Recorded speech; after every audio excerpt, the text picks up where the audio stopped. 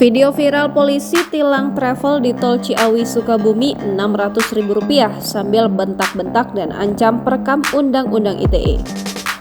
Dalam video itu tampak petugas polisi lalu lintas yang mengenakan rompi hijau dan mengendarai sepeda motor.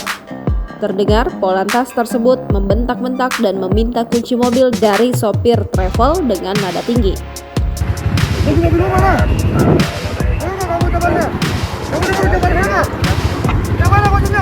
Polantas itu juga menegur seorang perempuan yang merekam dan mengancam memperkarakan dengan Undang-Undang tentang Informasi dan Transaksi Elektronik atau Undang-Undang ITE.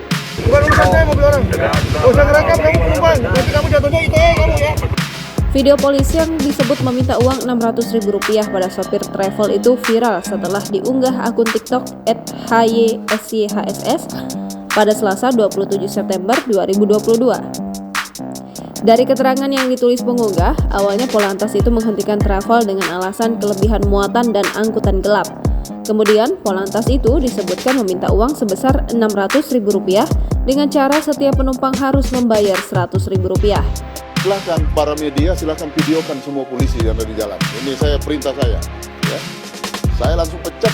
Pihak penumpang pun keberatan dan sopir travel mencoba memberikan Rp300.000.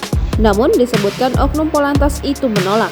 Selain uang, dituliskan bahwa polisi tersebut juga meminta kunci mobil dan mengarahkan para penumpang travel untuk melanjutkan perjalanan menggunakan angkutan umum. Hingga akhirnya para penumpang memberikan uang Rp500.000.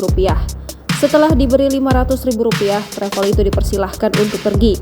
Oknum polisi tersebut tampak menggunakan jaket dengan atribut bertuliskan Polres Bogor. Dilansir dari Kompas.com, menghubungi Kepala Satuan Lalu Lintas Polres Bogor, Ajun Komisaris Polisi Diki Anggi Pranata.